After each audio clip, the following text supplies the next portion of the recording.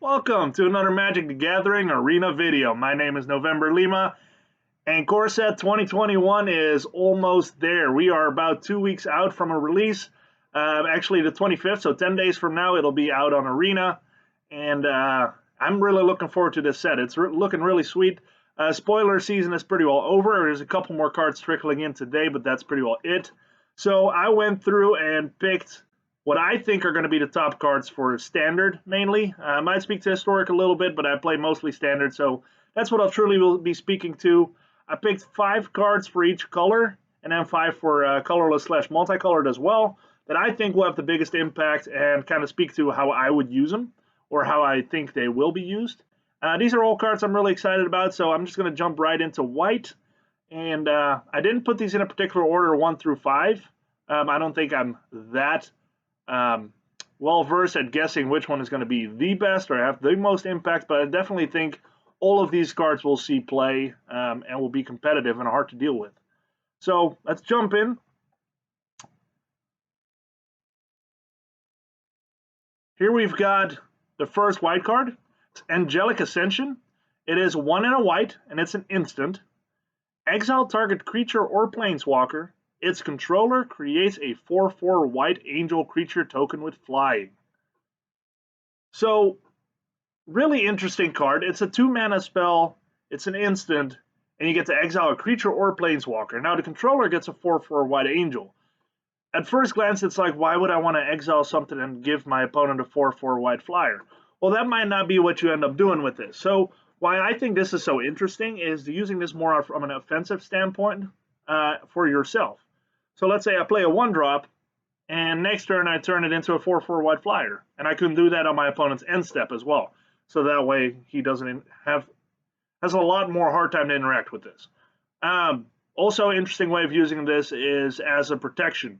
If somebody, let's say I have a creature on the board, doesn't matter, over a planeswalker, and my opponent plays removal on it, I can respond with this, exiling my creature or planeswalker, and at least I'm left with a 4/4 white angel. Also, if my opponent has a big monster with crazy abilities, or like it's a fairy on the board that I don't want to have to keep playing around, Angelic Ascension can turn it into a 4/4 flyer, and sometimes that's just a whole lot easier to deal with. So I think this card is going to see a lot of play in different ways. It's going to be used aggressively. It's going to be used defensively. Overall, this thing is really, really good. I can see this being good in Standard. I can see this being used in Historic. I would love to pull this in Limited. A 2-mana 4/4 flyer, yes please.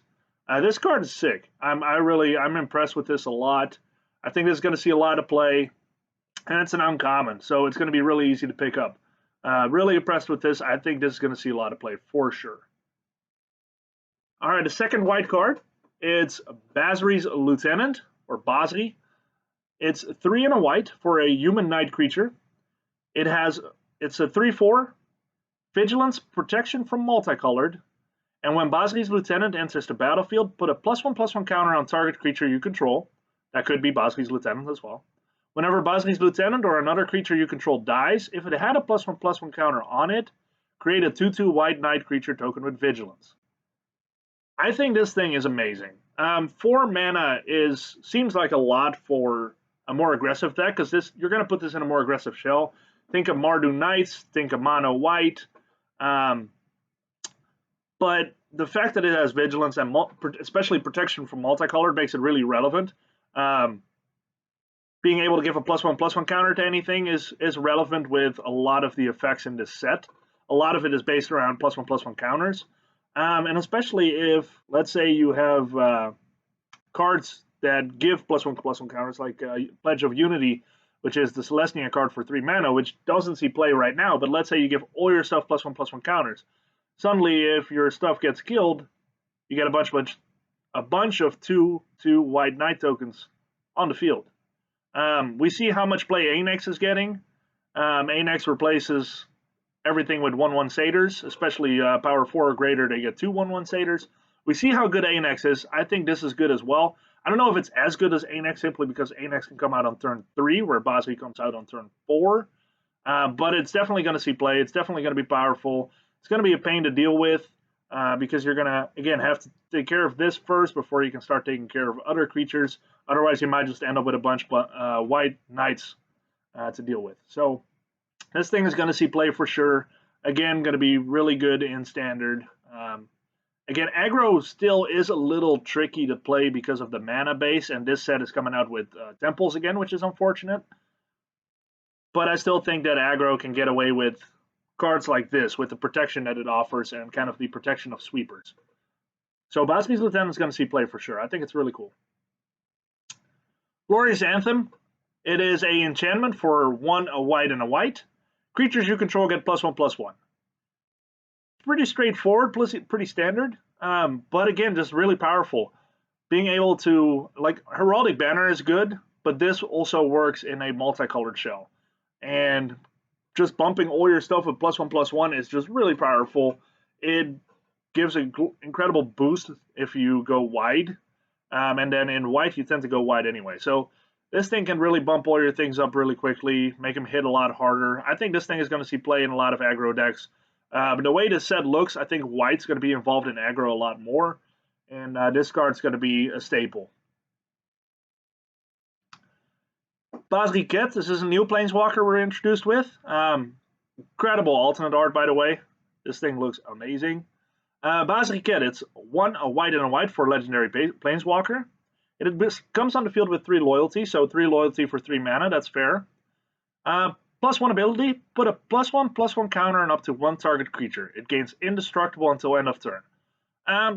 Not amazing, but it definitely has its functions. Being able to grow your creature +1/+1 and give it indestructible is nice because the indestructible really gives it something good there, especially if it has vigilance. There's really no downside to swinging at your opponent with a creature. It's -2. Whenever 1 or more non-token creatures attack this turn, create that many 1/1 white soldier creature tokens that are tapped and attacking. That's really relevant. You can -2 this, swing with a bunch of stuff, and create just a ton of tokens. Now the cool thing here, because they are 1/1 white soldiers, they will trigger Winota. The way I read this, though, is these during the turn itself will not trigger Winota because it's after you declare your attacker. So I think the triggers come later, but I'm not 100% sure on that. So we'll have to wait and see how that works. If it triggers Winota on the same turn, I think Basriket's going to see some play with Winota and Mardu Winota. Otherwise, it's just still a really good, solid thing. Like, imagine this with this on the field. All those 1/1 white soldier creature tokens are suddenly 2/2s. You can really overwhelm your opponent quickly with this. You swing with 3 creatures, suddenly you swing with 6. It's -6 ability. You get an emblem with, at the beginning of combat on your turn, create a 1/1 white soldier creature token. Then put a +1/+1 counter on each creature you control. That is sick. Now, I don't know how fast you, or how often you would end up alting this. I think your opponent's going to want to deal with this, because that ultimate is going to be very, very hard to deal with for your opponent in the long run. Basically getting a 2/2 each turn, because it gets that +1/+1 counter as well. It's going to be very hard to deal with. So your opponent sweeps you, that's fine. Next turn you have another 2/2 on the field. Sweeps you again, fine, another 2/2. It just keeps going. So this card it's actually really cool. I think it can see play. It might be one of those where the answers come too quickly, so it won't see play. But I think in the beginning especially, it's going to be really good. If you draft this puppy, you're in really good shape, that's for sure. Mangara the Diplomat, 3 and a white for legendary creature human cleric. This is a 2/4 and with lifelink. And whenever an opponent attacks with creatures, if 2 or more of those creatures are attacking you and or planeswalkers you control, draw a card. Whenever an opponent casts their second spell each turn, draw a card. White is getting card draw. And how? This thing is awesome. Lifelink is relevant. With 4 toughness, that's a pretty solid blocker. It's going to be able to block a lot of things. And your opponent's really going to have to start thinking, like, do I swing with multiple things and give him card draw?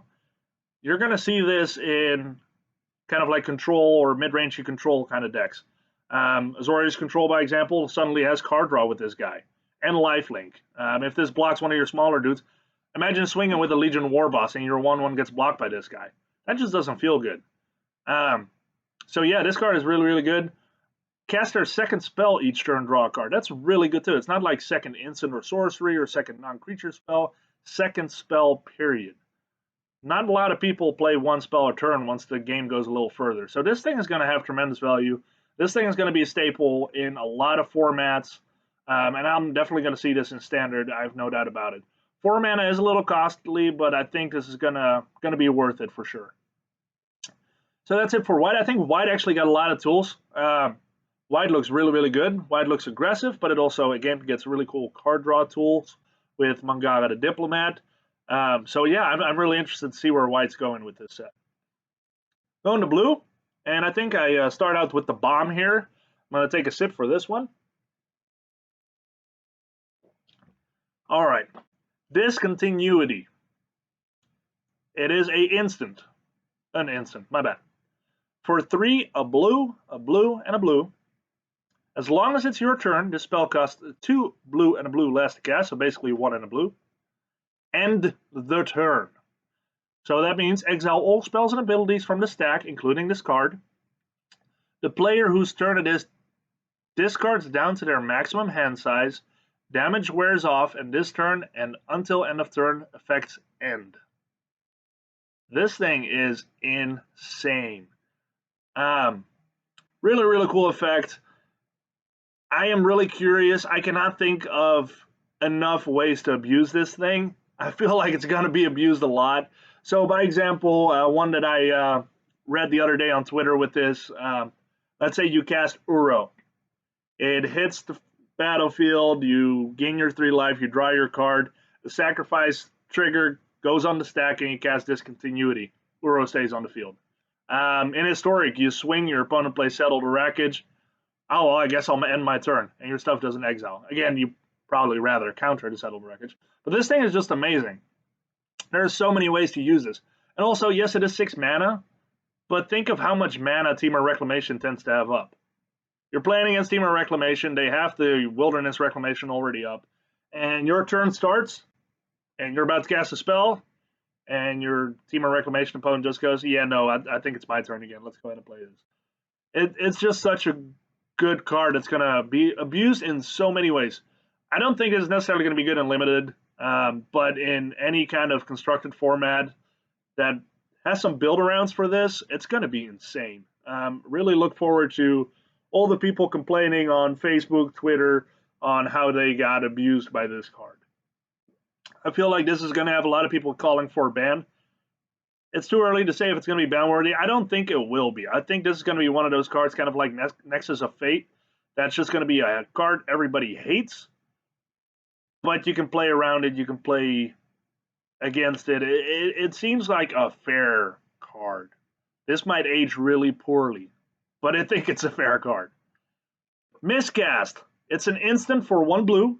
Counter target instant or sorcery spell unless its controller pays 3. Why did I put this in here? I actually think this is going to get played a lot. It's probably going to start in the sideboard or maybe a one-off in the main board, but this is basically, it feels a lot like, what's that card? There was a card, Spell Pierce. Feels a lot like Spell Pierce. And Spell Pierce is good. This is good. It's going to see play. It's not necessarily good in longer games. I don't think it's good in Limited. Don't draft this thing. But this is really good in Constructed. With the amount of play Mystical Dispute sees, I think this is actually better. So, I mean, in the current format, I think Mystical Dispute would be better, but I think Miscast will end up being better, more reliable. See a lot of play. Trying to play a Teferi on turn 3 or whatever, or even Growth Spiral on 2, even if you're not on the play, this thing is really good. I think it's going to see play.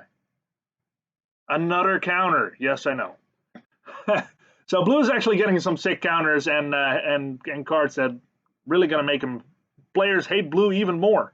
Rewind. 2, a blue and a blue for an instant. Counter target spell, untap up to 4 lands. That's basically a free counter. If it resolves, it's a free counter. So if you end up in a counter war, this thing might not be the best card to be packing. But think of like a Temur Reclamation again, which is the deck right now until rotation hits. Yeah, they just get a free counter. You counter something for 4 mana, you get 4 mana back. It's a free counter. It's going to see play. Teferi, Master of Time. For 2 and a blue, a legendary planeswalker, Teferi, we all know him. Starts out at 3 loyalty, which 4 mana for 3 loyalty is not great. But this is a really interesting planeswalker. By the way, I want to point out how sick this art is. It has a lot of different arts, and I don't see the difference in most of them. But this art is incredibly amazing. Anyway, so first it has a static ability, or static effect. You may activate loyalty abilities of Teferi, Master of Time, on any player's turn, anytime you could cast an instant. So basically, you get it on your opponent's turn and on your turn. So you get potential of +1 every person's turn. So that's really, really interesting. +1, draw a card, discard a card. Okay, that's always good. I mean, card selection is always pretty good. -3, target creature you don't control phases out. Now that's pretty interesting. Phasing is kind of coming back. So basically, what that is, if I remember correctly, is your opponent. You're basically bouncing them off the field, and they come back next turn. So that could be really interesting, especially because you can activate this on your opponent's turn. So it's basically, think of it as an Aether Gust that your opponent doesn't have to pay for anymore. That's a pretty interesting spell, or effect, if you will. And then if you can get it up to the -10 ability, take 2 extra turns after this one. 10 loyalty. That is going to be very hard to get to. Now, keep in mind, they can do the +1 thing multiple times. But still, 10 is a lot. Reason why I still have this card in here, though, if you get to 10, you probably end the game. 2 extra turns is an incredible advantage. Just remember how painful it was in Standard. You still see it in Historic, but I don't play Historic that much. Just remember how annoying it is to see Nexus of Fate being cast twice. That just hurts. It's really hard to recover from that. So if this thing pops off, it gets to -10, it's going to be really hard to deal with. Keep in mind, cards that typically run this kind of Planeswalker, when they draw a card and discard a card, they're probably looking for ways to make you not be able to interact with this. So yeah, I think it's going to see play. It's going to be kind of hard to build around, but I think it's going to be powerful. Stormwing Entity.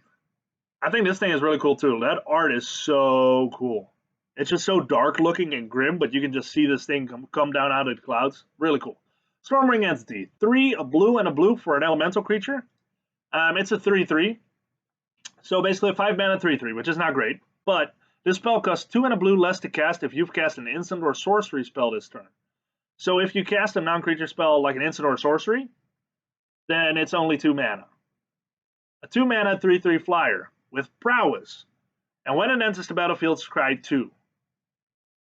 This thing is legit. This thing is going to see play. This is going to see play in probably every format. Flying and prowess is just really, really good. So let's say you have kind of like an Izzet non-creature deck, or even a control deck. It makes sense to play this. The prowess makes this really powerful because, again, you're going to be playing non-creature spells like instants and sorceries. That's what your deck's going to be built around if you play this thing. So you play instants and sorceries, you get this on the board for 2 mana.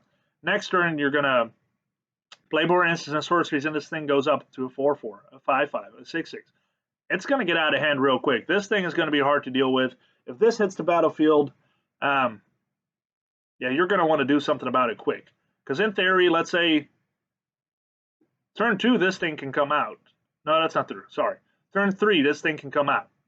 Turn 3, I play an opt, throw Stormwing Entity up on the battlefield, and then on turn 3, I have a 3/3 flyer that scries me 2 cards, has prowess. I mean, this thing is pretty good. Yeah, Standard, Limited, Historic, this thing is going to see play. So yeah, blue is actually looking really, really good. It has some really good cards that people are really going to hate. But yeah, I look forward to playing with these cards for sure. Going into black, which actually looks really good too. I have to say, Core 2021 looks really good for all the colors, in my opinion. I started with a removal spell that looks pretty basic. It's actually a common. So yeah, a common made the list. If you guys don't agree, I'm sorry, but this thing just looks really good to me. It's Grasp of Darkness for a black and a black. It's an instant. Target creature gets -4/-4 until end of turn. It's basically a double disfigure. But I think this is going to see a lot of play if you look at what Core 21 is bringing in. And Core 21 is bringing in a lot of indestructible, a lot of creatures that are going to be hard to deal with. The -4/-4 effect goes around that. So I think this is going to see a lot of play. 2 black is really not that hard to cast if you have a deck that runs black. And it's not like you're going to want to cast this on turn 2 anyway. So I think this is going to see a lot of play. It's a very efficient removal. And for being able to get rid of a 4 toughness creature is going to be very relevant in this format, I think, as it progresses. So this is a really good card. If I see this in draft, I am clicking on that as fast as I can. And in standard, I definitely I can see this in some sideboards for sure, possibly main board, depending on how the format shapes up. Grimm Tutor, this card I'm probably most excited about. This is probably the card I'm most excited about in the entire set, maybe. Grimm Tutor, 1 a black and a black for a sorcery. Search your library for a card. Put that card into your hand. Then shuffle your library. You lose 3 life. So basically, we're getting an insane tutor. An insane tutor. 3 life for any card out of my deck for 3 mana? Absolutely. That is so good. Also, please appreciate this art. This card art is amazing. If I pull this card, I'm not putting that in a deck. I'm framing that puppy. That looks amazing. But yeah, basically this is gonna see play. Any kind of deck that wants to combo off or have like pieces that it needs for a specific setup. Any kind of combination. It doesn't have to be a combo deck, but just looking for those synergies to be stronger. Looking for a specific answer to a situation. Let's say you only have 1 or 2 specific cards that deal with a specific situation in your deck, but you want to be able to reach them. You want to increase your probability of drawing that with a Grimm Tutor. I'd happily pay 3 life if I get a solid answer to a problem. So yeah, this thing is going to see play in every format again. It is a reprint, and I'm really excited for this to hit standard. Very excited for this to hit standard. Liliana Standard Bearer, 2 and a black. It's a creature zombie knight, a 3/1, which 1 toughness is not great, but it has flash. When Liliana Standard Bearer enters the battlefield, draw X cards, where X is the number of creatures that died under your control this turn. I think this is going to replace any Midnight Reaper. Midnight Reaper is really, really good, don't get me wrong. It's very different, actually, where Midnight Reaper gets the card draw going as it stays on the field and your creatures die. But I just think that this has a lot more impact because your opponent can't see this coming. I mean, they can if they have a Thought Erasure or whatever, but in reality, they don't see it coming. So they get real excited. They wipe your board. You play this puppy. You draw a bunch of cards, and suddenly you're actually looking pretty good again. So I think this is going to see a lot of play in standard. It's definitely going to see play there. Dimir Flash it's decent. I don't think it's fantastic, but it's pretty good. So you're going to see it there. I imagine you're going to see this in night decks like Mardu Knights, being able to flash this in after a bunch of your creatures died. But you might even see this in some aristocrat decks as well. Like, hey, I'll kill a bunch of my creatures. I follow up with this to reload my hand. So I think there's just a lot of ways you can use this. Also, if anything, it's a 3/1 with flash. You can always ambush your opponent's creature with it. There's just a lot of ways to use this properly. Liliana, Waker of the Dead. 2 and a black. It's a 4 loyalty planeswalker, legendary planeswalker Liliana. I picked the alternate art here from Magali Villeneuve. Beautiful card. I really love this card. So 4 loyalty for 4 mana. That seems pretty fair. +1. Each player discards a card. Each opponent who can't loses 3 life. It's kind of like a Crocksaw kind of deal. Really good. I think I like this a lot, especially once your opponent can't really discard anymore. Making them lose 3 life for a +1 loyalty ability is actually really good. Target creature gets -X until end of turn, where X is the number of cards in your graveyard. So that's your -3 ability. And obviously, once you plus a little bit, I mean, yes, you're going to have to discard your own stuff, but you're going to build around that, right? So -X could be quite a bit if you fill up your graveyard. And again, you're going to be discarding your own cards with the +1 ability.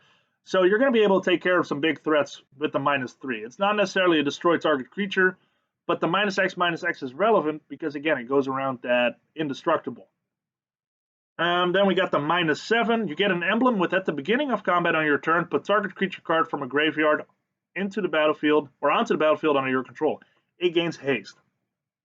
Now this is where this is a little like insane in my opinion. This is where this is really, really good. So you're going to be discarding your opponent's cards, especially if they're creature heavy deck. This is going to be really good. You're going to be discarding their cards. You're probably going to have other discard effects. You're going to have Agonizing Remorse to be able to pick some cards out of their hands. You might even run Kroxa for some extra impact. And then you get that emblem.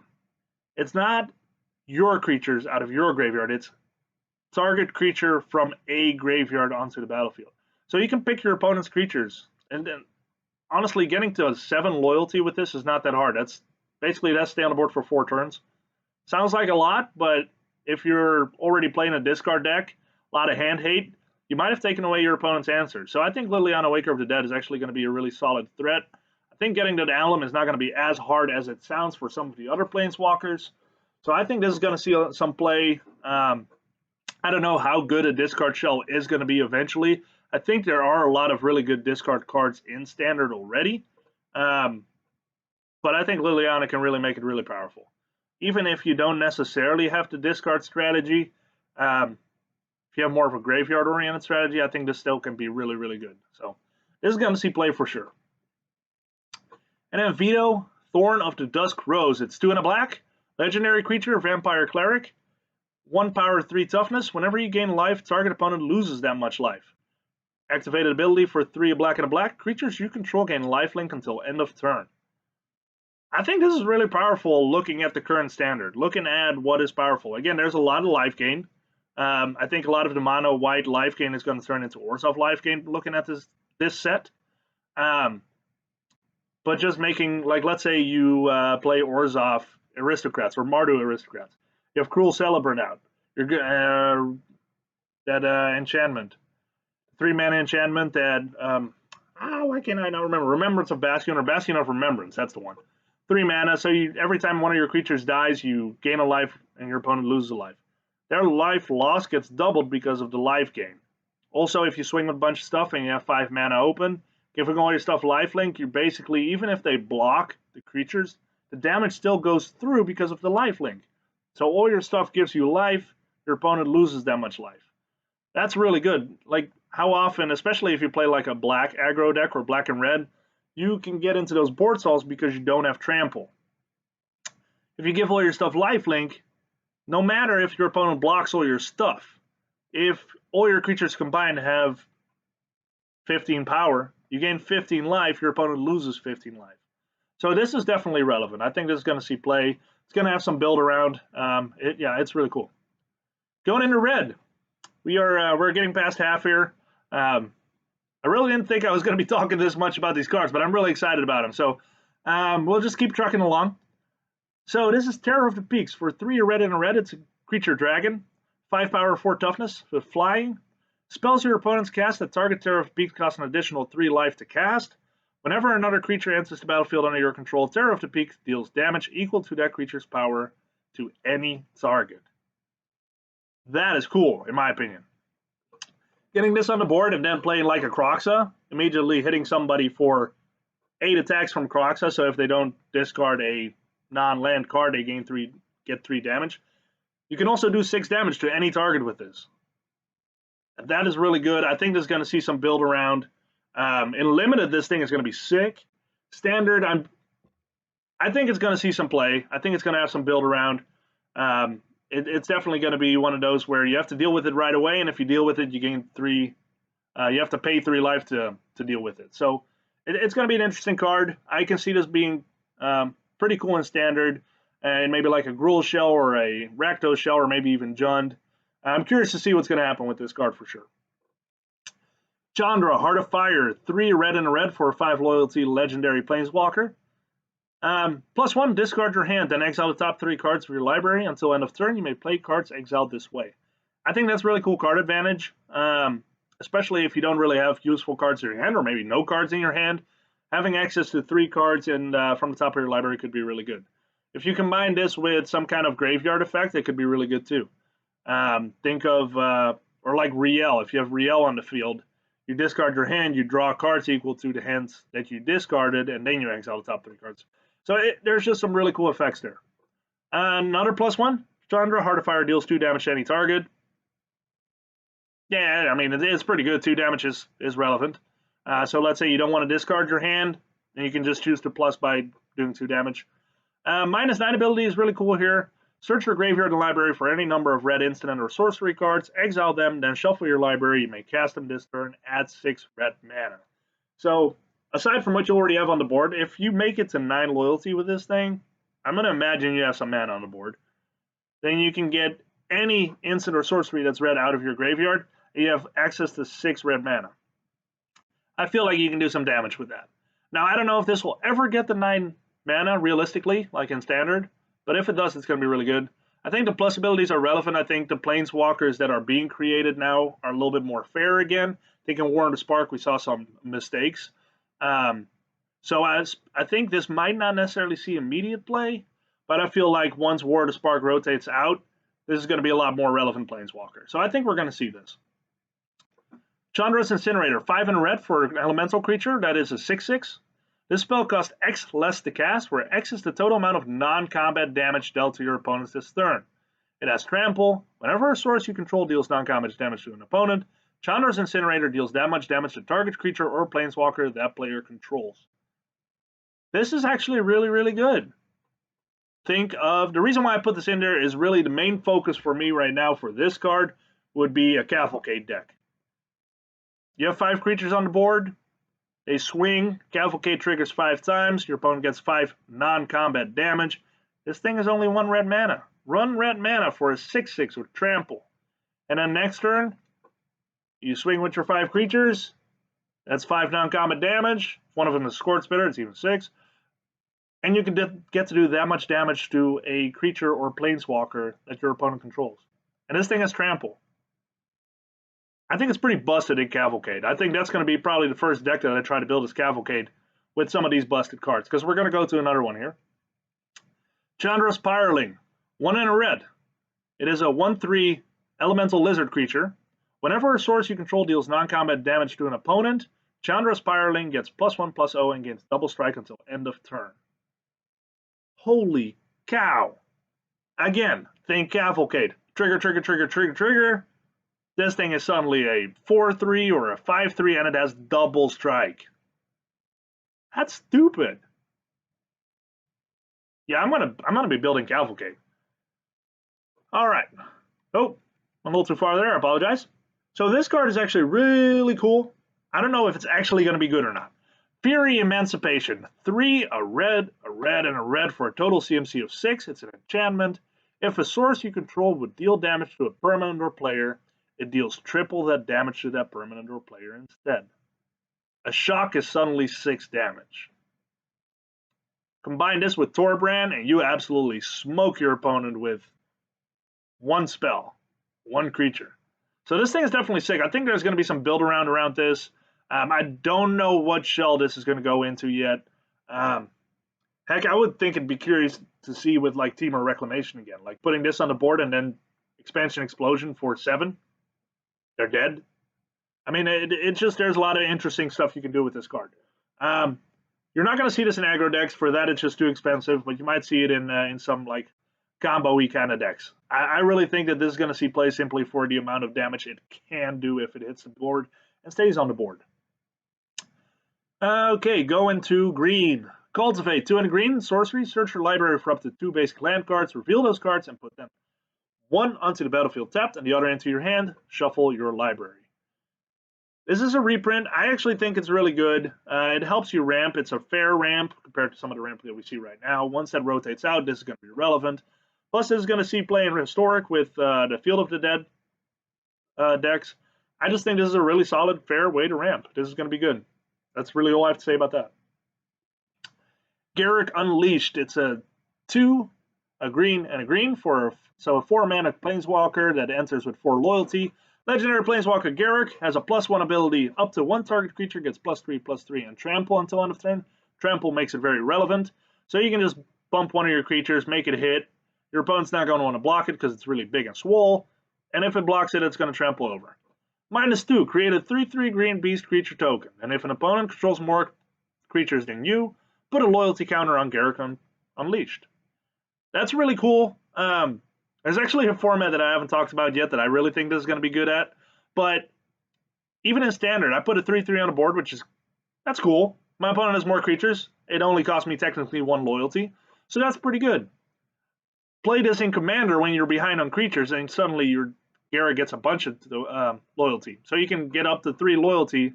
So you -2, get 3 loyalty. Basically, you gained a loyalty putting a 3/3 on the board. Which, again, that's also what Vivian does. But I think in this case it's more relevant because, again, you also have that +1 ability of giving it +3/+3 in trample. So you can -2 and then give it +3/+3 in trample the next turn, and you have a 6/6 with trample on the board. -7 ability. You get an emblem with, at the beginning of your end step, you may search your library for a creature card, put it on the battlefield, then shuffle your library. That is insane. If you can get this emblem, you're going to be cooking for the rest of the game because you can just put all your big things on the board. Think of what's the name? Kogla, the big gorilla. Think of the race board. Think of all those big green monsters that you can just put on the board one turn at a time. Put some haste with it, and you're going to be very hard to deal with. Scavenging Ooze, 1 and a green. It's a creature ooze, a 2/2. For 1 green mana, exile target card from a graveyard. If it was a creature card, put a +1/+1 counter on Scavenging Ooze, and you gain 1 life. By the way, this art is insane. Again, a lot of the art lately on Magic the Gathering has been incredibly good. So why do I think this is so good? It's only a 2/2 for 2 that can exile some stuff. There's a lot of graveyard stuff that's relevant. In this set, there's going to be more stuff that's going to be relevant for graveyards. I really think that being able to exile for a green, you don't even have to tap this. So think of Timuret. Timuret is really good because it can exile things for 2 mana and you gain life. This does it for only 1 mana. You exile it, and you put a +1/+1 counter on Scavenging Ooze. So Scavenging Ooze gets bigger, it gets swole, and you gain a life every time. If you have multiple green, you can exile multiple creatures, you get multiple +1/+1 tokens, you get multiple life. This thing is intense. It's going to get out of hand real quick. So yeah, Scavenging Ooze, I think it's going to see a lot of play in green. It's going to be, if not, it's going to definitely be in a lot of sideboards, but I actually expect to see this in main board simply for how good it is. Feline's Sovereign, 2 and a green. It's a creature cat, it's a 2/3. Other cats you control get +1/+1 and have protection from dogs. Whenever 1 or more cats you control deal combat damage to a player, destroy up to 1 target artifact or enchantment that player controls. Why do I think this is good? Because actually, if you look at standard right now, there's a lot of really good cats. I've played against some more janky cat decks, like cat tribals. I don't think cat tribal is really that good yet, but bumping this in, it can actually give it quite a bit of extra push. So I think it's really good, and then if any of your cats deal damage, you get to destroy the artifact or enchantment target player controls. That's really good. So yeah, I think this is going to see play. I think there's going to be people building around this. By the way, the art is really good too. I'm not a cat person. Sorry if I lose subscribers because of that. I'm not a cat person at all, but the art is really cool. All right, Heroic Intervention. This is a reprint. Actually, same art and everything, except for this is the full card borderless art. Heroic Intervention, 1 and a green. It's an instant. Permanents you control get hexproof and indestructible until end of turn. Yes, I'm so excited for this card. Hexproof and indestructible. So you target my things, I don't care. They're hexproof now. You can't target them no more. Now, I know Teferi, I can't cast this with Teferi, especially during like an attack step or respond or whatever. But let's keep Teferi out of the picture, because if we're going to include 3 mana Teferi in every card that I review, then it's just not fun. So let's pretend Teferi doesn't exist. This card is legit. I love it. Should be a staple in any kind of aggressive deck that runs green. Really good. All right, we are up to the colorless or multicolored, and we're starting off with probably the most popular reprint, Mugen the Spirit Dragon, 8 mana, legendary planeswalker, comes on the field with 7 loyalty, +2 ability, it deals 3 damage to any target. That's already pretty sweet. I mean, yes, you don't want to pay 8 mana to just do 3 damage if it gets removed the next turn, but it's a solid build-up. +2 loyalty is actually really relevant because you get to the ultimate really quickly. So it has a minus ability, minus X. Exile each permanent with converted mana cost X or less. That's one or more colors. Holy cow. Now keep in mind, each permanent, that could also be your own, or definitely is your own. But with it having 7 loyalty, you can either exile Ugin and just do the whole 7, or you can do like 6 and your Ugin stays on the board, and everything that's 6 mana or less, that's one or more colors, poof, gone. I mean, that's pretty sick. Minus 10 ability is probably the sickest. You gain 7 life, draw 7 cards, then put up to 7 permanent cards from your hand onto the battlefield. If this thing ults, it's probably game over. This thing, again, it's going to be a build around. If you draft this, I know it's 8 mana, but pick it up. I mean, this thing is going to win you games. Also in Standard, this is going to be a build around. You're going to see this played a lot. Ramping to 8 mana is nothing in the current Standard. So yeah, this thing is you're going to see this a lot. You better bring some Planeswalker hate if you want to survive Ugin. Yeah, really cool card. I'm going to play it too. It's too cool not to. Indulging Patrician.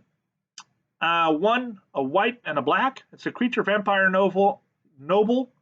It's a 1/4 flying lifelink at the beginning of your end step. If you gain 3 or more life this turn, each opponent loses 3 life. So there's a lot of life gain, life loss in this set, and with already being a lot of life gain and life loss in the current Standard, I think there's going to be some build around that. Think of your Cruel Celebrant again. Think of your Cat Oven. There's going to be a lot of combinations there where gaining 3 life a turn is actually going to be probably pretty easy. So then your opponent loses 3 life just because you gain 3 life. That's going to be very relevant. I think this is going to see some play. I don't think it's super fantastic. I don't think this is necessarily going to be the card where everybody's going to be like, oh my gosh, I got Indulgent Patrician. I'm going to be kicking behind with this. But I still think it's going to see decent play. This is going to be a bit of you're going to see this played, for sure. Niambi Esteemed Speaker, a white and a blue for a legendary creature human cleric. It's a 2/1. It has flash. When a Niambi Esteemed Speaker enters the battlefield, you may return another target creature you control to its owner's hand. If you do, you gain life equal to that creature's converted mana cost. It has an activated ability for 1, a white and a blue, and tap. Discard a legendary card, draw 2 cards. I think this is going to see a lot of play because of the ways you can use this. That it has flash makes this incredibly relevant. So again, you can protect one of your creatures. If, let's say, push come to shove, and you have a big creature on the board, or even a little creature, and your opponent shoots at your face with just an instant. Think of Expansion Explosion, by example. If you need to gain life to prevent you from dying, you can throw this on the battlefield, return to Hydroid Krasis, and you're okay. So I think there's a lot of ways you can use this card. Also, the activated ability is pretty interesting. Discarding a legendary card to draw 2 cards. If you have, let's say, a Narset in your hand and you don't have a use for it, discard it, draw 2 cards. It's relevant.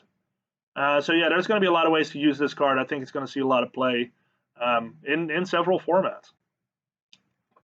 I had to include this one. Rin and Seri Inseparable. It's a 1, a red, a green, and a white. Legendary creature Dog Cat. It's a 4/4. And just look at the art. I mean, it's so cute. I want to just go in there and cuddle with the puppy and the kitty cat. But anyway, that aside, whenever you cast a dog spell, create a 1/1 green cat creature token. Whenever you cast a cat spell, create a 1/1 white dog creature token. For a red, a green, a white, and tap, Rin and Seri Inseparable deals damage to any target equal to the number of dogs you control. You gain life equal to the number of cats you control. I think this is really interesting. I think it's going to be a cool build around. Again, cat decks are already possible. There's going to be some good dogs that go in this set.